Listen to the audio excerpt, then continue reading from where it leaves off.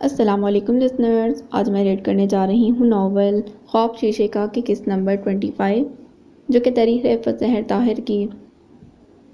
Novel شروع کرنے سے پہلے میں آپ سب سے کہنا چاہوں گی کہ اگر آپ نے ابھی تک چینل کو سبسکرائب نہیں کیا تو پلیز اسے سبسکرائب کر دیجئے، ساتھ ہی بیل آئیکن کو بھی پریس کریں تاکہ ہر نئے آنے والے ناول کی اپڈیٹ آپ کو ملتی رہے، اور پلیز کمنٹ میں ضرور لکھ کر بتایا کریں کہ آپ کو ناول کیسا لگ رہا ہے۔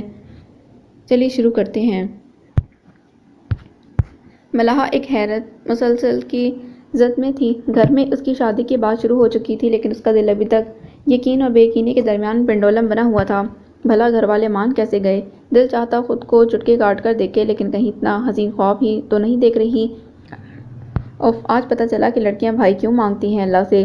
مہرماں کے کمرے میں داخل ہوتے ملحہ نے تعزیہ پیش کرنے والے انداز میں کہا تو مہرماں نے عجیب سی کیفیت میں گھر کر اسے دیکھا۔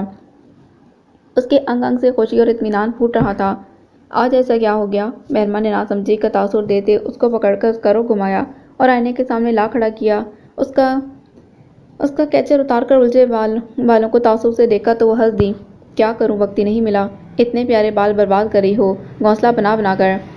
مہرماں نے نرمی سے بال برش کرنے شروع کر دیے۔ موہت بھائی کی بات کر رہی ہوں آپی، اللہ نے کتنا احسان کیا ان کو ہماری زندگی میں بھیج کر۔ وہ جب سے بولی تو مہرو کی تیوری چڑھی۔ ایسے کون سے گل بوٹے کھلا دیے ہماری زندگی میں آ کر اس نے؟ میری زندگی تو کھلا ہی دیے۔ اور آپی تم اگر صحیح فیصلہ کر لو تو تمہاری زندگی میں وہ ویسے ہی چاند بن کر آئے ہوئے ہیں۔ کیچر لگوا کر وہ جوش سے کہتی مہرماں کی طرف بڑھی۔ لوگ کتنی آسانی سے آپ کی زندگی کا جمع تفریق کر لیتے ہیں اور بظاہر نظر آتے سچ کو ہی حقیقت مان لیتے ہیں۔ مہرماں گہری سانس لے کر رہ گئی۔ ملحہ نے ذرا سا منہ بنایا۔ اب بندہ اتنا مغرور بھی نہ ہو۔ بعض چاند گرہن زدہ بھی ہوتے ہیں ملی، ہر چمکتی چیز سونا نہیں ہوتی۔ میرے دامن میں تو ہیرے موتی ڈال دیے انہوں نے آپی، وہ بے اختیار بولی، پھر بلش کر گئی۔ مہرماں نے بے ساختہ مسکراہٹ کے ساتھ اس کی گلابی پڑتی رنگت کو نظر بھر کر دیکھا اور دل ہی دل میں اس کی خوشیوں کے دائمی ہونے کی دعا کی۔ اللہ نہ کرے وہ گرہن زدہ چاند ثابت ہوں تمہارے لیے آپی، وہ تو ہمارے گھر والوں کی سوچ پر لگا گرہن اتار رہے ہیں، ورنہ امی تو ساری زندگی اس رشتے کے لیے نہ مانتی۔ ملحہ پر موہت کی شخصیت کا گہرا اثر پڑا تھا۔ حیرت تو مجھے بھی بہت ہوئی تھی، لیکن میرے خیال میں امی نے تمہاری ضد کے ساتھ سمجھوتہ کر لیا ہے۔ مہرماں نے اپنی سمجھ کے مطابق جواب دیا تو وہ کانوں کو ہاتھ لگا کر بولی، توبہ کریں توبہ، وہ آپ ہی تھی جن کے طلال بھائی کے ساتھ رشتے پر گھر والوں کو کوئی اعتراض نہیں ہوا تھا۔ یہاں تو کبیر کو وہ ایک ڈرائیور سے بڑھ کر اہمیت دینے پر راضی ہی نہیں تھیں۔ وہ تو نہ جانے موہت بھائی نے کیسے ان کو منا لیا۔ اس نے وعدہ کیا ہے کہ وہ نمیر سے سارا پیسہ واپس کر کے ان لوگوں کو دے گا، تو تم ایسا کچھ خیال مت کرو، وہ کبیر کو داماد والا خاص پروٹوکول دیں۔ مہرماں نے طلال والی بات کو نظر انداز کرتے اسے کبیر کے سلسلے میں گھر والوں کی طرف سے بہت زیادہ توقعات وابستہ کرنے سے باز رکھنے کے لیے صاف صاف لفظوں میں کہا تو وہ مسکراتے آنکھیں میچ کر گھوم گئی۔ ابھی تو بس یہ سوچ کر خوش ہونے دو آپی، ایک فرحان میری زندگی کا حصہ بننے والا ہے۔ پھر آنکھیں کھول کر شرارت سے بولی، اور فکر مت کرو، ہم ایک دوسرے کو خود ہی پروٹوکول دے لیں گے۔ مہرماں کے ہونٹوں پر نم سی مسکراہٹ پھیل گئی۔ محبت اسی طرح دنیا اور ماویہات سے بے خبر کر دیا کرتی ہے، اور کوئی غم نہیں لگتا، ہر پریشانی ہچ لگتی ہے، اور وہ تو بس محبوب کو پا ہی لینے والی تھی۔ میں تو کہتی ہوں صدیقہ بھابی کی کرنی ان کے سامنے آئی ہے۔ مجال ہے زندگی میں اس عورت نے اپنے علاوہ کسی اور کو کچھ سمجھا ہو، اسی لیے اللہ نے ٹکے ٹکے کے لوگوں سے ذلیل کروایا ہے اسے۔ پہلے وقار کا نام نہاد بیٹا اس کے خاندان میں شامل ہوا، اور اب یہ ڈرائیور۔ سارا چچی نے تائی جان پر فتویٰ لگاتے آخر کو گویا بمشکل اپنی ہنسی روکی تو سہیل افندی کے ہونٹوں پر طنزیہ مسکراہٹ کھنچ گئی۔ یہ سب مصیبتیں ان کی بیٹیوں کی وجہ سے آئی ہیں اس گھر پر، اب بھگتنا بھی انہی کو تھا۔ مجھے تو اس بات پر حیرت ہے کہ ملحہ کو اور کوئی نہیں ملا کبیر کے سوا۔ چچی جان ابھی بھی کبھی کبھار بے یقینی کا شکار ہو جاتی تھیں۔ اس سلسلے میں فرزین کا کردار قابل ستائش تھا کہ ماں اور بہن سے ہٹ کر اس کی طبیعت میں دوستانہ پن اور اپنائیت تھی۔ یہی وجہ تھی کہ اگر ملحہ کے کبیر کی طرف جذباتی جھکاؤ کا اگر فرزین کو پتہ بھی تھا تو اس نے ماں کو اس بات کی ہوا بھی نہ لگنے دی تھی۔ خیر، ایک ڈرائیور ہونا بھی اس کی خامی ٹھہری، ورنہ بندہ تو وہ سونا ہے۔ سہیل افندی نے نہ جانے کس رو میں آ کر کھلے دل سے کبیر کی تعریف کی تو چچی جان کا منہ حلق تک کڑوا ہو گیا۔ یہ بات تو ماننے والی تھی کہ موہت ہو یا کبیر، پرسنالٹی کے لحاظ سے تائی جان کے داماد واقعی نمبر 1 تھے، اور اگر وقار کی خوب روئی کو ذہن میں لاتی تو خیال آتا کہ نمیر افندی بھی خوش شکل ہونے میں باپ کی گدی پر بیٹھا ہوگا۔ خیر، کتنا بھی پیسہ آ جائے کبیر کے پاس، اس کی پہلی پہچان تو ڈرائیور ہی ہوئی نا، انہوں نے اپنے دل کو تسلی کے لیے کہا۔ اس کی پہلی پہچان آغا جان کے دوست کا پوتا ہونا ہے۔ سہیل افندی نے اپنی جگہ پر لیٹتے انہیں یاد دلایا تو چچی جان نے تنفر سے کہا، وہ کون جانتا ہے بھلا، تنخواہ دار ملازم تھا ہمارا، سب نے سالوں تک اسے ہماری چاکری کرتے دیکھا ہے۔ یہ تو بھابھی بیگم کو خوب پتہ چلے گا جب دنیا کے سامنے اپنے داماد کو پیش کریں گی۔ یہ تنفر اور اپنی ذات پر غرور اس خاندان کے بڑوں کی ایسی عادت بن چکا تھا کہ ہر بات پر ان کے لب اور لہجے میں اود کر آتا، اور ان لوگوں کو احساس بھی نہ ہوتا۔ اس کا موقع ہی نہیں آئے گا سائرہ بیگم۔ وہ چمکتی آنکھوں کے ساتھ پراسرار سا مسکرائے تو چچی جان کھٹکیں۔ کیا مطلب؟ مطلب یہ کہ نکاح کے بعد موہت سارا پیسہ ہمارے حوالے کرے گا اور اس کے بعد کبیر کو درمیان سے ہٹا دیا جائے گا۔ ان کی بات کی تہہ تک پہنچ کر چچی جان کا منہ کھلے کا کھلا رہ گیا۔ کبیر کے گھر میں شادی کی تیاریاں روایتی جوش اور ارمانوں کے ساتھ جاری تھیں، اور وہ گھبرا کر بار بار بہنوں کو سمجھا رہا تھا، سمپل نکاح اور رخصتی ہے، دھوم دھڑکے سے بارات تو نہیں لے کر جانی، اس لیے کوئی شور ہنگامہ نہیں۔ لالا، ہم گھر آ کر اپنے سارے ارمان اور رسمیں پوری کریں گے، اس خوشی کے موقع پر تو کم از کم خوشی منا لینے دو۔ کبیر کی شادی شدہ بہن نے ڈھولک کی رسیاں ٹائٹ کرتے مسکرا کر محبت سے کہا تو اسے چپ ہونا پڑا، مگر اصل رونق تو افندی ہاؤس میں لگنے والی تھی، وہ رونق جو افندیز کے گمان میں بھی نہ تھی۔ موہت نے کیا جواب دیا ہے؟ کب تک وہ اس خبیث شخص سے روپیہ واپس لے رہا ہے؟ آغا جان کا ہر کسی سے ایک ہی سوال تھا۔ وہ اسی ہفتے کے آخر کا کہہ رہا تھا، آغا جان ہو جائے گا انشاءاللہ، آپ فکر مت کریں۔ مبینہ افندی نے ان سے زیادہ جیسے خود کو یقین دہانی کرائی۔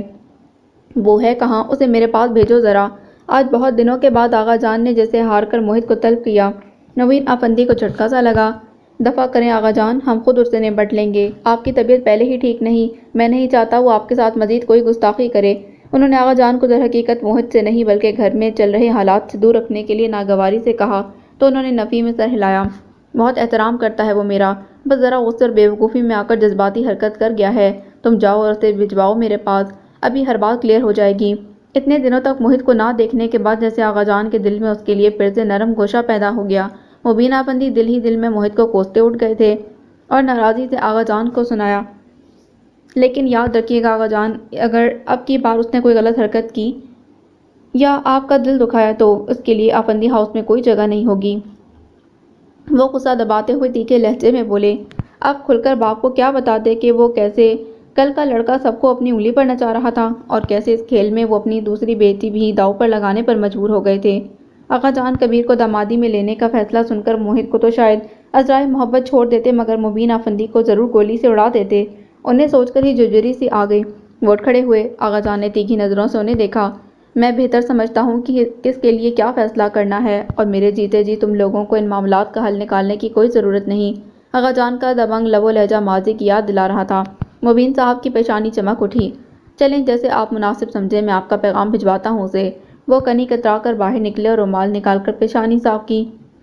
مال اور اولاد کو اللہ نے یوں ہی تو آزمائش نہیں کہا نا، تقریباً ہر آزمائش انہی دو راستوں سے زندگی میں آتی ہے، یا آپ کی اولاد یا مال۔ انہوں نے ملازمہ کے ذریعے موہت کو بلوایا اور خود لاؤنج میں ہی بیٹھ گئے۔ ٹاک شو پر نظر جما لی، لیکن ذہنی پراکندگی اتنی تھی کہ ایک بھی لفظ سماعت سے ٹکرا کر معنی اور مطالب واضح نہیں کر رہا تھا۔ ان کا ذہن مسلسل ان نکات کو سوچ رہا تھا جن پر موہت سے بات کرنے کے بعد اسے آغا جان کے پاس بھیجنا تھا۔ جانے وہ کتنی دیر بعد آیا تو وہ چونکے۔ جی خیریت؟ بے حد فریش، اونچا لمبا شاندار مرد، وہ واقعی ان کا داماد ہوتا تو کیا ہی بات ہوتی۔ ان کے دل میں بے ساختہ حسرت اٹھی تو وہ کھنکارے، آغا جان نے یاد کیا ہے تمہیں؟ اوہ، چشمے ماں روشن و دل ماں شاد۔ وہ صوفے پر پھیل کر آرام دہ حالت میں بیٹھتے دلچسپی سے انہیں دیکھنے لگا تو وہ جذبس ہوئے۔ دیکھو، تمہارے جو بھی معاملات ہمارے ساتھ چل رہے ہیں ان کے بارے میں آغا جان کے سامنے بات کرنے کی کوئی ضرورت نہیں۔ انہوں نے دبے لفظوں میں اسے تنبیہ کی تو وہ بھول پن سے بولا، کیا مطلب؟ ایسے کون سے راز چل رہے ہیں ہمارے بیچ؟ کبیر والے معاملے پر کہہ رہا ہوں، خبیث انسان۔ انہوں نے دانت پیس کر باقی کا آدھا جملہ دل میں کہا تو متاسفانہ بولا، یعنی آپ کا ملاحہ کی شادی میں آغا جان کو انوائٹ کرنے کا قطعاً کوئی ارادہ نہیں؟ بکواس مت کرو موہت، تم جانتے ہو کس سطح پر آ کر ہم تمہارا یہ مطالبہ ماننے پر راضی ہوئے ہیں۔ اب تم مزید الجھنیں پیدا مت کرو۔ آغا جان قیامت لے آئیں گے گھر میں۔ کبیر اور ملاحہ کے نکاح کی جو ڈیل ہوئی ہے وہ پھر کینسل ہی سمجھنا۔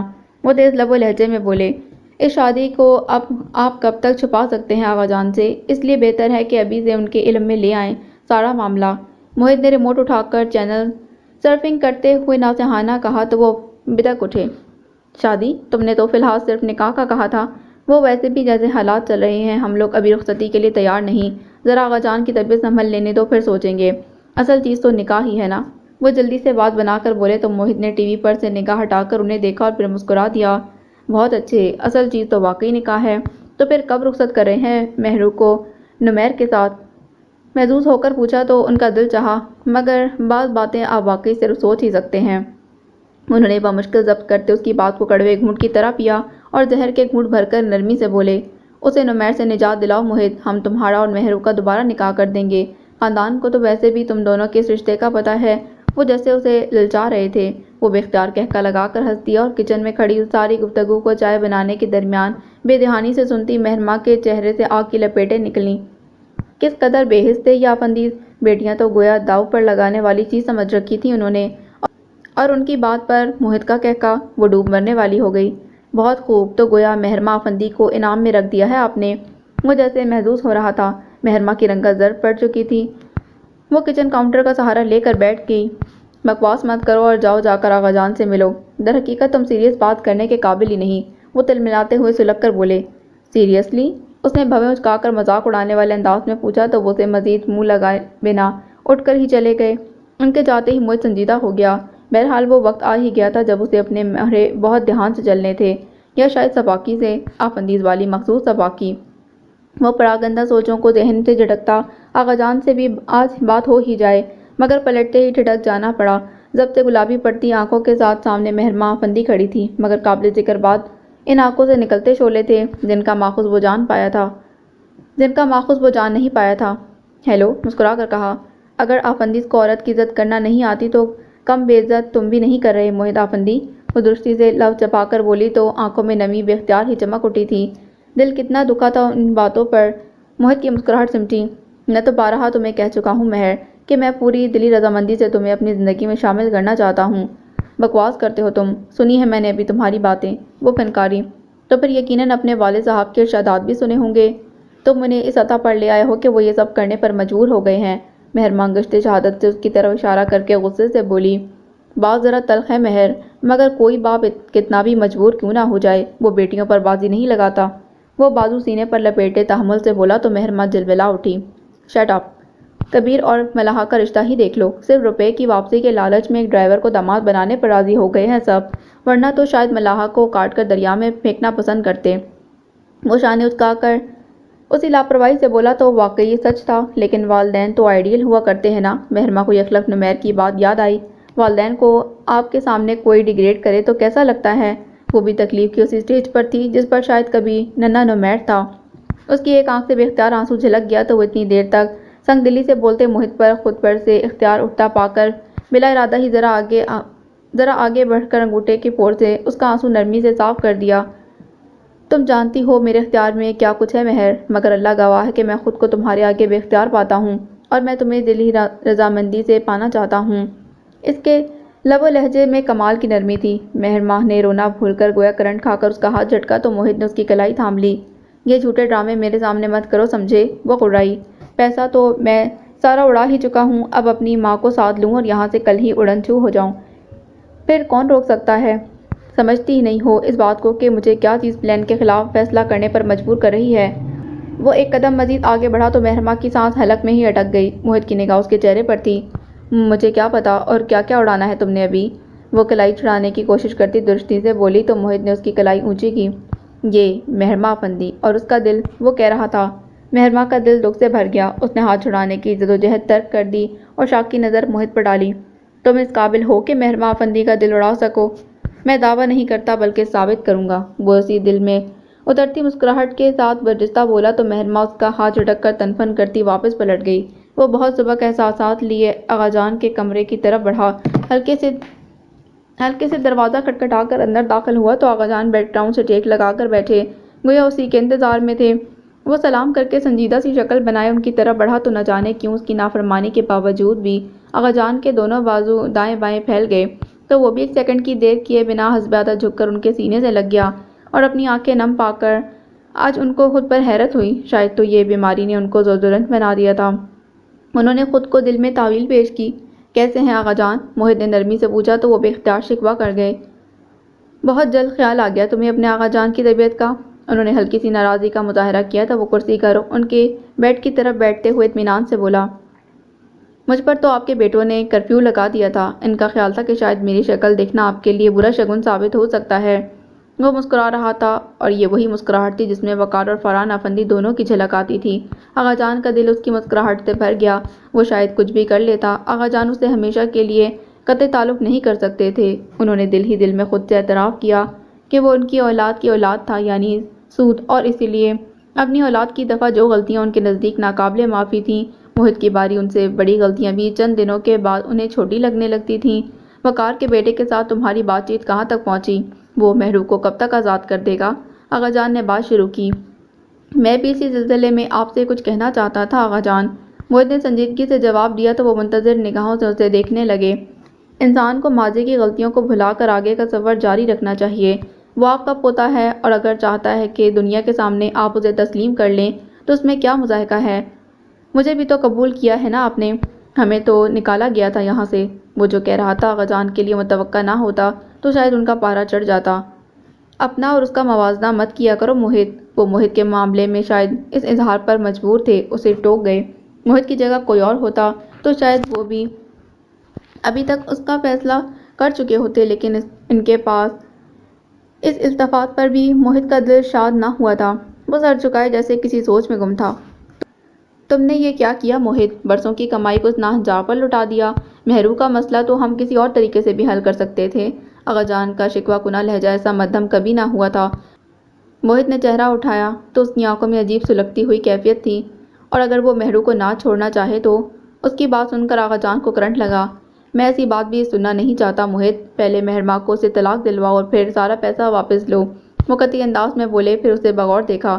تمہارا رابطہ کیسے ہوا وقار کے بیٹے سے؟ موہت چند لمحے ان کی آنکھوں میں دیکھتا رہا، پھر بے نیازی سے بولا، وہ میرے ساتھ پلا ہے آغا جان۔ اس کی بات سن کر آغا جان کو شدید جھٹکا لگا، جیسے ان کی قوت گویائی کھو گئی ہو۔ وہ یوں ہی آر یا پار والے انداز میں انہیں دیکھ رہا تھا۔ کیسے؟ انہوں نے سرسراتے لہجے میں پوچھا تو اگلے ہی لمحے وہ ہنس دیا۔ دل بڑا کیا کرتے ہیں آغا جان تاکہ جھٹکے سہنے کی عادت پڑ سکے۔ اس دنیا میں ایسے گزارا نہیں ہوتا۔ یہ کیسا بےہودہ مذاق تھا موہت؟ انہوں نے ناگواری سے کہا تو وہ مسکراتے ہوئے بولا، موہت کا، آپ کا اور نمیر افندی کا رشتہ قدرت کی مرضی سے بنا ہے آغا جان، اسے آپ جھٹلا نہیں سکتے۔ تقدیر سے تو بہت شکوے ہیں ہمیں۔ تم یہ نمیر والا سلسلہ ختم کرو اب۔ اتنا بڑا قدم اٹھا لیا تم نے بنا کسی سے مشورہ کیے۔ اب تو اس مسئلے کو خوش اسلوبی سے حل کرو گے تو ہی تمہارے تایا بھی خوش ہوں گے۔ وہ تنبیہی انداز میں کہتے ذرا تھمے اور پھر لمحہ بھر کے توقف کے بعد بولے، ناراض تو میں بھی بہت تھا تم سے، مگر دل کا سلسلہ تم سے کچھ ایسا جڑا ہے کہ تمہارے ساتھ ناراض رہ نہیں پاتا۔ وہ اپنی طرف سے اسے بہت طریقے سے ہینڈل کر رہے تھے۔ تایوں کے تو ناراضی کے دن ابھی شروع ہو رہے ہیں۔ وہ ہلکے سے مسکرایا۔ آغا جان کا دل ذرا بہتری کی طرف مائل ہوا۔ موہت کے انداز میں سے پہلے والی سرکشی مفقود تھی۔ انہیں لگا وہ ان کے بس سے باہر نہیں ہوا، ابھی بھی وہ اسے قابو کر سکتے ہیں، مگر وہ نہیں جانتے کہ یہ وہ جن ہے جس کو قید کرنے والا چراغ ابھی بنا ہی نہیں تھا۔ وہ کرسی کی پشت سے ٹیک لگائے بہت طمانینت سے بیٹھا مسکرا رہا تھا۔ تائی جان نے ملحہ اور مہرماں کو شاپنگ کرنے سے روک دیا۔ پرسوں شادی ہے امی، ضرورت کی چیزیں تو لینے دیں، پارلر سے ٹائم بھی لے چکی ہوں میں۔ مہرماں نے احتجاج کیا تو تائی جان نے کٹیلی نگاہ ملحہ پر ڈالی۔ بنا پارلر کے چکر کے ہی اس کے گال کندھاری انار کی طرح چمک رہے ہیں۔ وہ اندر تک سلگ گئیں۔ یہ بے وقوف اولاد! کوئی ضرورت نہیں، نکاح ہی تو ہے اور جن حالات میں ہو رہا ہے ان میں تمہیں ان چوچلوں کی اجازت نہیں دے سکتی۔ وہ اس کٹیلے انداز میں بولی تو ملحہ نے شکوہ کناں نظروں سے ماں کو دیکھا۔ اب ایک کام ہو ہی رہا ہے تو اس کے تمام لوازمات پورے کر لینے دیں امی۔ مہرماں ناگواری سے بولی، تم چپ رہو، تم نے جو چاند نہیں ٹانکے تھے وہ اس نے ٹانک کر پورے کر دیے اور اب اس پر حسرت بھی ہے لوازمات پورے کرنے کی۔ انہوں نے اسے ترشی سے جھاڑا۔ مہرماں کا منہ پھر سے کھلتا دیکھ کر ملحہ اسے پیچھے گھسیٹ لے گئی۔ چھوڑ دو مجھے ملحہ، زیادتی کی بھی حد ہوتی ہے۔ اگر دل پر پتھر رکھ کر اولاد کی خوشی کا پہلی بار سوچ ہی لیا ہے تو کم از کم وسیع القلبی تو دکھائیں۔ وہ تیز لہجے میں بولی تو ملحہ نے مسکرا کر کہا، میرے لیے موہت بھائی نے جتنا کر دیا اتنا ہی کافی ہے۔ میری شکل دیکھو، کیا مجھے کسی مصنوعی لپا پوتی کی ضرورت ہے آپی؟ ملحہ کی بات پر اس کا غصہ سرد پڑ گیا۔ اندرونی خوشی اور طمانینت واقعی اس کے چہرے کو تمتما رہی تھی اور آنکھیں جو پہلے کبیر کو کھونے کے خیال سے بھیگی اور بجھی رہتی تھیں اب جگر جگر کر رہی تھیں۔ میں ابو سے بات کروں گی، حد ہوتی ہے زیادتی کی۔ تم کون سا زبردستی شادی کروا رہی ہو؟ ان سب کی مرضی ہی سے یہ کام ہونے جا رہا ہے تو پھر گھر میں اس قدر سوگ کیوں منایا جا رہا ہے؟ اس فیصلے پر راضی ہوئی ہو جو ان سب نے خود مل کر کیا ہے؟ آپ ہی چھوڑو پرے، رہنے دو، بلکہ ایسا کرو کہ تم ہی مجھے مہندی لگا دینا ہاتھوں پر اور اپنے ہاتھ سے دلہن بنانا۔ سوچو کتنی یادگار شادی ہوگی نا۔ جب بھی میری شادی کی بات ہوگی تو میں یاد کیا کروں گی کہ مجھے آپ ہی نے دلہن بنایا تھا۔ ملاحہ نے کسی بھی بات کو دل پر لیے بغیر جوش سے کہا تو مہرماں کے ہونٹوں پر بھی مسکراہٹ پھیل گئی۔ آئیڈیا تو اچھا ہے، فلوشہ آپ ہی نے کہا تھا کہ شادی کا جوڑا ان کی طرف سے آئے گا اور زیور بھی۔ ملاحہ نے اسے تسلی دی۔ میرا دل کر رہا ہے کہ میں گھر میں ایک تماشا لگا دوں، لیکن میں چاہتی ہوں تمہاری شادی خیریت سے نبٹ جائے۔ اللہ جانے پہلے ہی کس دل سے سب نے حامی بھری ہے، چیزوں کا کیا ہے، وہ تو بعد میں بھی بن سکتی ہیں۔ مہرماں نے اسے اور خود کو تسلی دی تو ملاحہ نے اس بات میں سر ہلایا۔ مگر شام تک دونوں بہنوں کی حیرت کی انتہا نہ رہی۔ جب سمرا اور موہت بازار سے لوٹے تو دونوں کے ہاتھوں میں ایک ایک ہینڈ کیری سوٹ کیس تھا۔ سمرا نے ملاحہ اور مہرماں کو اپنے کمرے میں بلایا۔ موہت وہاں کرسی پر بیٹھا سستا رہا تھا۔ ملاحہ نے اسے سلام کیا مگر مہرماں اسے قطعاً نظر انداز کر کے سمرا کی طرف متوجہ ہو گئی۔ جی آنٹی، آپ نے بلایا تھا؟ موہت نے hand carry suitcase bed پر لٹا رکھے تھے۔ سمرا نے مسکراتے ایک ہینڈ کیری کی زپ کھولی اور سوٹ کیس کھول کر ان دونوں کے سامنے کر دیا۔ اب اللہ جانے تمہیں یہ سب پسند آتا ہے یا نہیں، مگر یہ سب تمہارے لیے ہے ملاحہ، تمہارے بھائی کی طرف سے شادی کا تحفہ۔ ان دونوں بہنوں پر ایک طرح کی متحرانہ کیفیت طاری ہوئی۔ پورا سوٹ کیس خوبصورت خاندانی جوڑوں سے بھرا ہوا تھا۔ انہوں نے دوسرا سوٹ کیس کھولا تو ملاحہ کی آنکھیں بھیگ گئیں۔ اس میں زیورات کے ڈبے اور پرس وغیرہ ترتیب سے رکھے ہوئے تھے۔ کل ہی سمرا نے ملاحہ سے ایک سوٹ ناپ کے لیے لیا تھا تو وہ یہی سمجھی کہ وہ شادی کے موقع پر اسے ایک آدھ ریڈی میڈ سوٹ دلوانا چاہ رہی ہوں گی، مگر ان خاندانی جوڑوں کے ساتھ برانڈڈ ریڈی میڈ جوڑے بھی موجود تھے اور یقیناً ملاحہ کے پرفیکٹ سائز کے تھے۔ ملاحہ بے اختیار سمرا کے گلے لگ گئی۔ ماں تو خوشی میں شریک ہونے کو اوپری دل سے بھی تیار نہیں آنٹی، مگر آپ کی محبت ساری زندگی یاد رکھوں گی میں۔ مہرماں خاموش کھڑی تھی۔ سمرا کے اقدام نے اسے بھی متاثر کیا، مگر سامنے بیٹھا دلچسپی سے اس کے تاثرات نوٹ کرتا شخص کسی بھی طور اسے تعریف کے لائق نہیں لگتا تھا۔ سمرا نے ملاحہ کی پیشانی چوم لی۔ اب ایک چکر بازار کا لگانا اور جوتے اپنی پسند سے لے لینا۔ میرا اور آپی کا سائز سیم ہے آنٹی، آپی ہی لا دے گی مجھے۔ امی نے سختی سے ایک بھی چیز خریدنے سے منع کیا ہوا ہے۔ ملاحہ نے منہ بسوڑا۔ ان سے کسی بھلائی کی امید مت رکھنا ملاحہ، اور نہ ہی انہیں ان چیزوں کے بارے میں بتانا۔ تایا جان اور تائی جان تو شاید ہر ممکن کوشش کریں کہ یہ شادی ہو ہی نہیں۔ موہت نے تنبیہ کی تو اپنے ماں باپ کے بارے میں اس کے ارشادات سن کر مہرماں کا خون کھول اٹھا۔ شٹ اپ، اگر انسان کے پاس بولنے کے لیے کچھ اچھا نہ ہو تو اسے چپ ہی رہنا چاہیے۔ آپی، ملاحہ گڑبڑائی، مگر مہرماں اسے بخشنے کے موڈ میں نہیں تھی۔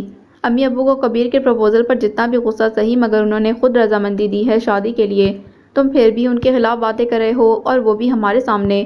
موہت نے مسکرا کر مہرماں کا غصیلہ روپ دیکھا۔ چلو، ہاتھ کنگن کو عرصی کیا، نکاح والے روز ہی پتہ چل جائے گا تمہیں کہ کیا کھچڑی پک رہی ہے۔ وہ دیکن سے بولا تو اب کی بار سمرا نے بھی ناگواری سے تنبیہی انداز میں اسے ٹوک دیا۔ موہت، کسی کے سامنے اس کے والدین کے بارے میں غلط بات نہیں کرتے۔ جی ماں، وہ فوراً مان گیا اور شریف بچہ بن گیا، مگر مہرماں کو پھر بھی زہر ہی لگا۔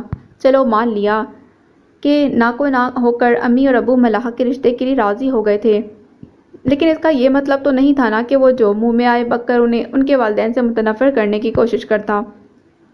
چند چیزیں خرید کر لے دینے سے یہ دونوں ماں بیٹا ان کے لیے والدین سے بڑھ کر نہیں ہو گئے تھے۔ مہرماں اندر ہی اندر تنفر سے سوچ رہی تھی، اور موہت کی گہری نگاہ جیسے اسے اندر تک پڑ رہی تھی۔ شام کو وہ سمرا کے ساتھ اپنی اور ملاحہ کی باقی ماندہ شاپنگ کرنے مارکیٹ چلی گئی اور اپنی مرضی سے جو دل کیا ملاحہ اور کبیر کے لیے خریدا۔ سمرا نے پیمنٹ کر دی۔ مہرماں کا دل اس مصروفیت میں خوش اور مگن تھا۔ مبین افندی نے اسے آفس میں طلب کیا اور اب وہ اس کے سامنے بیٹھا ان کی ہدایات سن رہا تھا۔ نکاح ہونے تک تم سارا پیسہ بزنس اکاؤنٹ میں ڈلوا دو گے۔ وہ ان زمینوں کے کاغذات بھی واپس کرنے ہوں گے جو تم نے کبیر کو واپس کی ہے۔ موہت کے تاثرات یکلخت بدلے۔ وہ بے اختیار سیدھا ہوا۔ ہمارے درمیان صرف بینک اکاؤنٹس والے مسئلے کو حل کرنے کی بات ہوئی تھی، کبیر کا معاملہ الگ ہے۔ وہ اس جائیداد کا اصل مالک تھا۔ آغا جان نے بس اس کی جائیداد کے کاغذات رہن رکھے ہوئے تھے۔ حقدار کو اس کا حق دیا ہے میں نے، اور اس مسئلے میں کوئی ڈیل نہیں کروں گا۔ صرف نمیر کے دیے ہوئے پیسے ہی واپس لانے پر ڈیل کر رہے ہیں ہم، یہ بات آپ یاد رکھیے، اور عین وقت پر کوئی تماشا نہیں چاہتا میں۔ موہت نے قطعی انداز میں کہا تو مبین صاحب دانت کچا کر رہ گئے۔ یہ الو کا پٹھا ان کے شکنجے میں کسی بھی طرح آنے والا نہیں تھا۔ لمحہ بھر کے لیے انہیں احساس ہوا کہ کہیں ملاحہ کا نکاح کبیر کے ساتھ کر کے وہ کوئی بہت بڑی غلطی تو نہیں کر رہے، اور اس میں بھی موہت کی انہیں پھانسنے کی کوئی چال نہ ہو۔ موہت نے تعجب سے انہیں دیکھا، پھر بولا، آپ کو تو اللہ کا شکر ادا کرنا چاہیے کہ جس کے ساتھ آپ اپنی بیٹی کی شادی کر رہے ہیں وہ صاحب جائیداد ہے۔ کوئی ٹٹپنجیا نہیں، آپ کی بیٹی کی ہر خواہش پوری کرنے کی استطاعت رکھتا ہے۔ ایک ماں باپ کو اپنے داماد کی طرف سے اس کے علاوہ اور کیا سیکیورٹی چاہیے ہوتی ہے؟ وہ خلوص نیت سے کہہ رہا تھا اور مبین صاحب اس کی طرف تمسخرانہ دیکھتے ہوئے سوچ رہے تھے کہ سامنے بیٹھا خود کو دنیا کا ہوشیار ترین انسان سمجھنے والا یہ کل کا چھوکرا نہیں جانتا کہ یہاں مبین صاحب نے اس کی چال اسی پر الٹنے کا پلان بنا لیا تھا۔ تم نے کیسے کھیل کھیل کر مجھے اس شادی پر راضی کیا ہے وہ تو تم اچھی طرح جانتے ہو، مبینہ فنی فنکارے۔ تو موہت نے تعصب سے انہیں دیکھا۔ پھر کل کا دن باقی رہ گیا ہے اور آپ نے ابھی تک اپنے دل سے ہونے والے داماد کے خلاف زہر نہیں نکالا۔ زندگی میں ایک وقت ایسا بھی آتا ہے کہ والدین کو اپنی نہیں بلکہ اولاد کی نظر سے حالات کو دیکھنا پڑتا ہے۔ تو مجھ سے زیادہ میری اولاد کے سگے مت بنو، وہ ناگواری سے بولے تو موہت نے گہری سانس بھری اور پھر قطعی انداز میں بولا، بہرحال میں کبیر والے معاملے میں آپ کی کوئی مدد نہیں کر سکتا۔ جو بات پہلے ہو چکی ہے صرف وہی پوری کروں گا، لیکن اس بات کی کیا گارنٹی کہ ملحہ کا نکاح ہو جانے کے بعد بھی تم اپنی بات سے مکرو گے نہیں؟ فکر مت کریں تایا جان، آپ رخصتی تب کیجیے گا جب بینک اکاؤنٹس کی پوزیشن آپ کو پتہ چل جائے گی۔ موہت نے انہیں تسلی دی تو مبین صاحب کا دل کھل گیا۔ شکار نے لا علمی میں خود ہی ان کے بچھائے ہوئے جال کی طرف بڑھنا شروع کر دیا۔ مگر اتنی بات یاد رکھنا، یہ مت سمجھنا کہ نکاح کے بعد میں ملحہ کو رخصت کرنے پر مجبور ہو جاؤں گا۔ جس طرح میں یہ رشتہ جوڑ سکتا ہوں اسی طرح اس کو توڑنا بھی میرے لیے کوئی مسئلہ نہیں۔ دوسری صورت میں نمیر کی ماں ہے نا ضمانت کے طور پر ہمارے پاس۔ مبین صاحب نے سرد لہجے میں اسے تنبیہ کی تو موہت دانتوں پر دانت جما کر رہ گیا۔ مجھے اچھی طرح پتہ ہے کہ آفندیز کس سطح تک جا سکتے ہیں۔ میں اس گھر کی تمام روایات کو اچھی طرح جان گیا ہوں۔ انہیں رشتے بس توڑنے ہی آتے ہیں، جوڑنے نہیں، اور اگر جوڑیں بھی تو اس کے پیچھے کوئی نہ کوئی مفاد ضرور ہوتا ہے۔ موہت نے شرم دلانے والے انداز میں تلخی سے کہا، لیکن دوسری طرف کوئی اثر نہ تھا۔ وہ اپنی بات مکمل کر کے سامنے رکھی فائل ایسے گم ہو چکے تھے جیسے بزبان لیکن دوسری طرف کوئی اثر نہ تھا۔ وہ اپنی بات مکمل کر کے سامنے رکھی فائل میں ایسے گم ہو چکے تھے کہ لگ رہا تھا دوسری طرف بزبان خاموشی کہہ رہے ہوں، اب دفع ہو جاؤ۔ موہت کرسی گھسیٹ کر پیچھے کرتا کھڑا ہوا، وہاں سے نکل کر سیدھا کبیر کی طرف آیا۔ گیٹ سے اندر داخل ہوتے ہی وہ ہنستا مسکراتا کھلے دل سے آ کر اس کے گلے لگ گیا۔ اور سناؤ دولہے میاں، شادی کی تیاریاں مکمل ہو گئیں؟ کبیر جھیپ سا گیا۔ میں تو ان سب کو کہہ رہا تھا کہ سادگی سے نکاح کر دیں، مگر ان عورتوں کو تب تک چین نہیں آتا جب تک یہ ساری رسمیں ادا نہ کر لیں۔ موہت ہنسا، یہ تو بہت اچھی بات ہے۔ بہنوں کو تو ویسے بھی بھائیوں کی شادیوں پر بہت ارمان ہوتے ہیں، اور یہاں تو بھائی بھی اکلوتا ہے تو ظاہر ہے کہ اسی پر سارے ارمان نکلیں گے۔ وہ کبیر کے ساتھ چلتا لان میں ٹہلنے لگا۔ اس طرف تو کوئی بھی دل سے اس نکاح پر راضی نہیں ہے۔ موہت نے بات شروع کی تو کبیر کے ہونٹوں پر بے ساختہ مسکراہٹ کھیل گئی۔ جس کو نکاح کے لیے راضی ہونا چاہیے وہ تو راضی ہے، ہمیں کسی اور کی رضامندی سے کیا غرض؟ اس کی بات سن کر موہت نے کہکا لگایا، اس کا مطلب یہ ہوا کہ جب میاں بیوی راضی تو کیا کرے گا قاضی؟ خیر قاضی کو اب اتنا ہلکا مت لیں، سب سے اہم کام یعنی نکاح پڑھانا اسی کے ہاتھ میں ہے۔ کبیر نے مسکرا کر کہا تو کچھ سوچ کر سنجیدہ ہوتے ہوئے موہت نے تنبیہی انداز میں کہا، پھر بھی ہر قسم کے حالات کے لیے تیار رہنا، آفندیز کچھ بھی کر سکتے ہیں۔ اگر ہمارے پلینس تیار ہیں تو انہوں نے بھی کچھ کم نہ چالیں سوچ رکھی ہوں گی۔ اللہ بہتر کرے گا یقیناً۔ اندر تو چلیں، چائے کا ایک ایک کپ ہو جائے، کبیر نے مسکراتے کہا تو وہ سر ہلاتا اس کے ساتھ اندر کی طرف بڑھ گیا۔ مبین صاحب دھیان رکھیے گا یہ نہ ہو ساری چالیں ہم پر ہی الٹ جائیں، صدیقہ بیگم نے پریشانی سے کہا۔ کل نکاح کا دن تھا اور آج رات ان کو نیند نہ آ رہی تھی۔ میں اپنی بیٹی کو ایک ڈرائیور کے ساتھ رخصت نہیں کروں گا۔ مبین آفندی نے تحمل سے انہیں دیکھا، بے فکر رہو، ایسا کچھ نہیں ہوگا، یہی سمجھو کہ کچھ دیر کا ڈرامہ ہوگا اور بس۔ یہاں کون سا برادری یا رشتہ دار شامل ہو رہے ہیں جو ناک کٹنے کا اندیشہ ہو؟ ان کی نسبت مبین صاحب اس بات کو سوچ کر بہت مطمئن تھے۔ گھر میں شروع ہونے والی بات گھر میں ہی ختم ہو سکتی تھی اور کسی کو کانوں کان پتہ نہ چلتا۔ ایک بار سارا پیسہ ہاتھ آ جاتا تو پھر وہ اور سہیل آفندی مل کر آغا جان کی برین واشنگ کرتے اور موہت کو ایسا سائٹ پر لگا دیتے۔ اب وہ کسی طور کاروباری معاملات میں موہت کی دخل اندازی کو برداشت نہیں کر سکتے تھے۔ میرا تو بس نہیں چلتا کہ شام سے پہلے دونوں ماں بیٹے کو گھر سے باہر کھڑا کر دوں، تائی جان نے تلملا کر کہا۔ یہ سب کہنے میں آسان لگتا ہے، برابری کے حصے دار ہیں وہ دونوں۔ مبین صاحب نے حقیقت بتائی، یہ الو کا پچا موہت اگر ہمارے قابو میں رہتا تو ہماری بیٹی کی زندگی بھی سنور جاتی اور ہم لوگ بھی عیش کرتے۔ مجھے تو یہ لڑکا کبھی کبھی پاگل لگتا ہے، اپنے اکاؤنٹ میں پیسہ ڈالنے کے بجائے وقار کے بیٹے کی ہمدردی کا بخار چڑھا ہوا ہے اسے۔ مبین صاحب موہت سے سخت برگشتہ تھے۔ چھوڑ دے مبین، ہماری اپنی اولاد کو زندگی سنوارنے کی تمیز نہیں ہے۔ تزین کو دیکھیں کیسے موقع ملتے ہی طلال پر ہاتھ صاف کیا ہے اس نے۔ ہماری بیٹیاں تو نری بیوقوف ہیں۔ انہیں مہر ماں پر غصہ آ رہا تھا۔ چلو جو ہوا سو ہوا، اب دیکھنا یہ ہے کہ آگے کرنا کیا ہے۔ اور کیا ہونے والا ہے؟ بہت کر لی منمانی ان دونوں ماں بیٹے نے، اب تو وہی ہوگا جو میں چاہوں گی۔ مبین صاحب پر اعتماد تھے، مگر انسان غرور کے یہ الفاظ بولتے ہوئے بھول جاتا ہے کہ ہوتا وہی ہے جو اللہ چاہتا ہے۔ مبین صاحب نے بھی زور و شور سے ان کی تائید کی تھی۔ تائی جان مطمئن ہو کر بالآخر بستر پر لیٹ گئیں۔ کل کی فکر کچھ کم ہو گئی تھی، سو تھوڑی دیر میں ہی ان کے خراٹوں کی ہلکی ہلکی آواز کمرے میں گونجنے لگی۔ آج تو ملاحہ کے دل کی حالت ہی عجیب تھی۔ اتنے مہینوں سے جس کی شکل بھی دیکھنے کو نہ ملی، آج اسے ملاقات کا وقت بس آیا ہی جاتا تھا۔ صبح ہی کبیر کی بہنیں ملاحہ کے نکاح کا جوڑا اور زیورات دے کر جا چکی تھیں۔ اس موقع پر بھی صدیقہ بیگم نے رنگ میں بھنگ ڈالنے کی خوب کوشش کی۔ ان سب چیزوں کی کوئی ضرورت نہیں، ہمارے ہاں پہلے دن کا جوڑا لڑکی والوں کی طرف سے ہوتا ہے۔ چلے آنٹی کوئی بات نہیں، یہ بھی تو بھابھی کا ہی ہے، پلوشہ نے مسکراتے کہا تو وہ اسی رکھائی سے بولی، وہیں آ رہی ہے تو آ کر پہن لے گی، ہمارے سر ڈال کر جانا ضروری تو نہیں۔ چائے لے کر آتی ملاحہ نے بے اختیار ساتھ ڈرائنگ روم میں داخل ہوتی مہرمہ کو اڑی رنگت کے ساتھ دیکھا۔ وہ نظروں سے بہن کو تسلی دیتی ملاحہ سے پہلے اندر داخل ہوئی اور جاتے ہی ساری چیزوں کو اشتیاق سے دیکھنے لگی۔ واؤ، بہت خوبصورت جوڑا ہے، اور جولری بھی، کس کی چوائس ہے پلوشہ؟ اس باغی اولاد کے رال ٹپکاتے سوال نے تائی جان کو جذبوز کیا۔ جس کی بھی ہو، میں ان سے کہہ رہی تھی کہ پہلے دن کا جوڑا ہماری طرف سے ہوگا، یہ سب واپس لے جائیں، ملاحہ وہاں آ کر پہن لے گی، اگر رخصت ہوئی تو، بمشکل ضبط کرتے وہ رسان سے بولی، اور باقی کا آدھا جملہ دل میں کہتے انہوں نے مہرمہ کو جن تادیبی نظروں سے دیکھا۔ وہ ان کا مطلب بہت اچھی طرح سمجھتی تھی، مگر انہیں قطعاً نظر انداز کرتے لاڈ کے مارے پلوشہ کو خود سے لپٹا کر شہد آ گئی لہجے میں بولی، نہیں بھائی، منگنی کا جوڑا بھی واپس آ گیا تھا، اب کی بار یہ بدشگونی نہیں کرنی ہم نے، ورنہ ان کا دل بھی ٹوٹ جائے گا۔ رسم و رواج بھی کوئی چیز ہوتے ہیں جن کی پاسداری کرنا پڑتی ہے مہرو۔ ان کا بس نہ چل رہا تھا کہ ایک دو ہاتھ مہرو کو ہی چڑھ دیں۔ اوفو امی، جب رشتہ داری بننے والی ہے تو پھر ان چھوٹی چھوٹی باتوں کے بارے میں کیا سوچنا؟ مہرمہ نے ڈٹائی سے سارے ریکارڈ توڑتے ساری چیزیں اٹھا لیں تو وہ دانت پیس کر رہ گئیں۔ ملاحہ ہنسی روکتی چائے کی ٹرالی اندر لے آئی۔ اسے دیکھ کر آنکھ دباتی مہرمہ ڈرائنگ روم سے نکل گئی۔ میں یہ سب سنبھال کر آتی ہوں۔ ملاحہ کبیر کی بہنوں کے ساتھ گپ شپ لگا رہی تھی، اور اس نے ایک بار بھی ماں کی شعلہ اگلتی تنبیہی نظروں کی طرف دیکھنے کی کوشش نہ کی تھی۔ صدیقہ بیگم اندر ہی اندر اپنے آپ کو پرسکون رہنے کا درس دے رہی تھیں، اور یہ بات یاد کر رہی تھی کہ رات تک سب معاملہ سمٹ چکا ہوگا اور بساط لپیٹ دی جائے گی۔ تم نے مہرو سے بات کی اپنے اور اس کے رشتے کے بارے میں؟ وہ نکاح کی تقریب کے لیے تیار ہو کر ان کے کمرے میں آیا تو نظروں ہی نظروں میں اس کی بلائیں لیتے وہ بآواز بلند ماشاءاللہ کہہ کر سمرا نے بے چینی سے پوچھا تو وہ ہنسنے لگا۔ یہ صحیح رہی، ذرا سا حسن کیا دیکھ لیا بیٹے میں، آپ کو فوراً روایتی سانسوں کی طرح بہو لانے کی یاد آ جاتی ہے۔ منٹوں میں تم نے کبیر اور ملاحہ کی شادی کا حل نکال لیا، ورنہ دنیا ادھر سے ادھر ہو جاتی۔ صدیقہ بھابھی کبھی اس رشتے کے لیے نہ مانتی، اور اپنے لیے تم نے منہ میں کنڈیاں ڈالی ہوئی ہیں۔ سمرا نے جس طرح خفگی سے اسے لتاڑا، موہت بے اختیار کہکا لگا بیٹھا، آپ کی بہو رانی پھلن دیوی ہے، وہاں آپ کے بیٹے کی چالیں نہیں چلتی۔ بکواس نہ کرو، سارا قصہ ہی تمہارا ہے، وہ بیچاری تو پھر بھی اتنے حوصلے سے ہمارے اور نگار کے ساتھ کھڑی ہے۔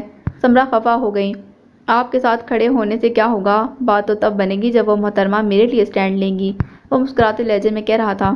اس کا دل دکھا ہوا ہے موہت، وہ ہمدردانہ لہجے میں بولی، بیچاری نے خوشیاں دیکھی ہی کہاں ہیں۔ اوفو، آج تو یہ اداس شکل مت بنائیں، آج تو وہ بہت خوش ہوگی، بس دعا کریں ملاحہ اور کبیر کے لیے جو سوچا ہے وہ اچھے سے ہو جائے۔ وہ جلدی سے بات سمیٹ گیا تو وہ اسے گھورنے لگی، سومیا بیچاری کا خیال آتا ہے مجھے، کتنی بددل ہو کر وہ واپس شارجہ گئی ہے، کیا میں نہیں جانتی کہ وہ کس کے پیچھے ملک بدر ہو رہی تھی؟ اب انہیں بھتیجے کا دکھ ستانے لگا۔ وہ تو ایویں جھلی ہے، بس آپ جلدی کریں، میں ذرا باہر کا جائزہ لے کر آتا ہوں، لان ریڈی ہوا یا نہیں؟ بس بات لپیٹنی خوب آتی ہے تمہیں، 50 آدمی لگائے ہوئے ہیں ایک لان کو ارینج کرنے کے لیے، کیا اب بھی نہ ہوگا؟ وہ اس کے اور سومیا کے ذکر سے پہلو تہی کرنے والے انداز کو خوب سمجھی تو جل کر بولی۔ وہ ہنستے ہوئے کمرے سے نکل گیا، اور باہر نکل ہی جاتا اگر مہرمہ کے کمرے کا دروازہ ذرا سا کھلا نہ دیکھ لیتا۔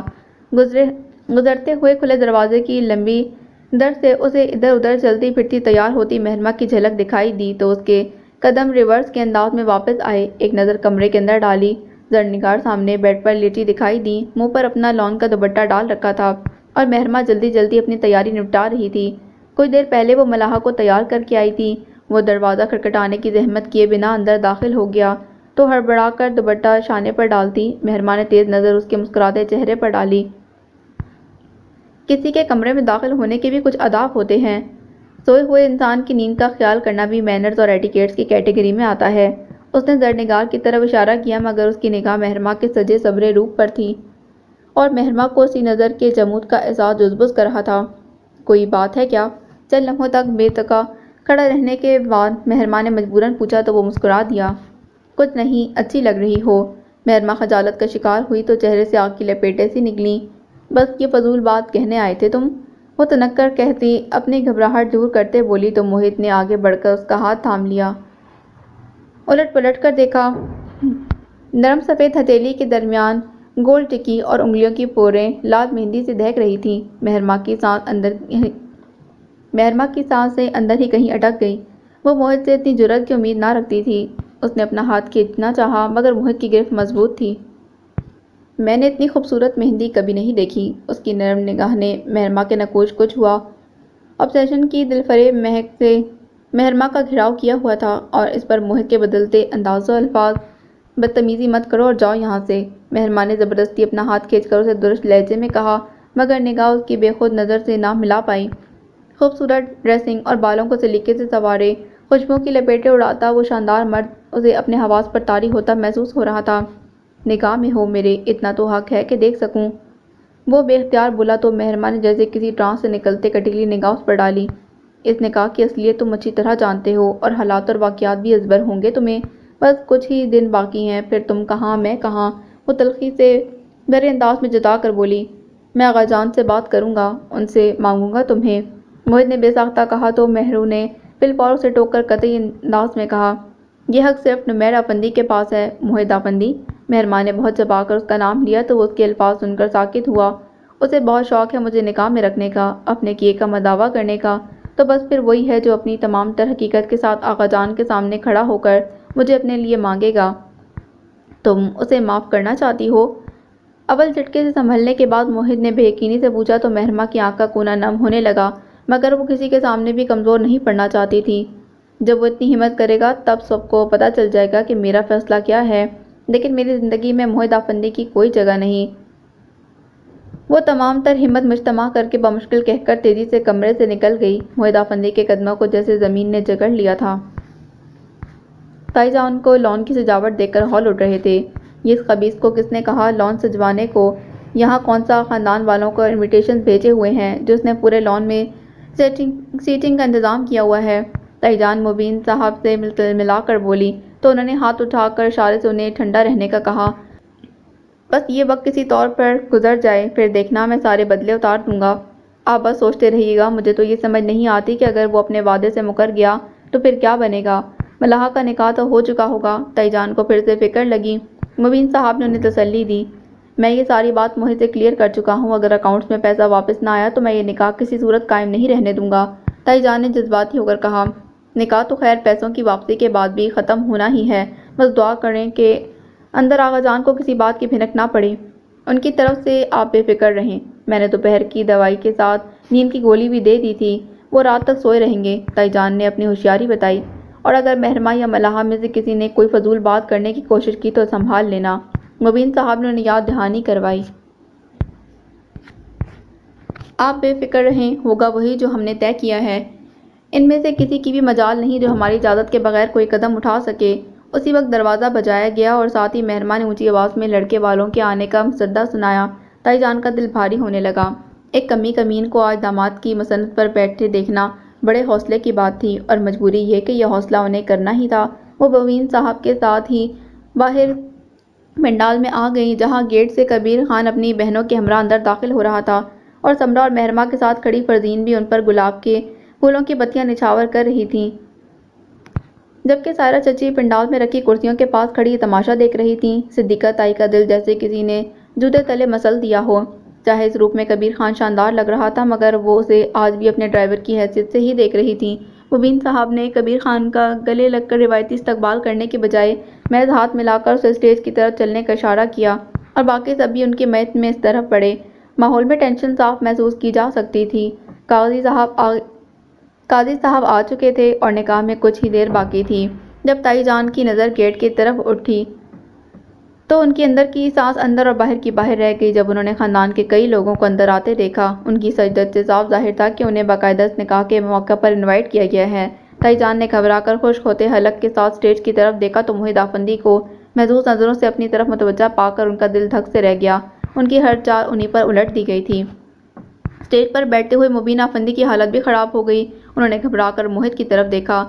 ان سب کو کس نے بلایا ہے؟ وہ کمال اطمینان سے مسکرا دیا۔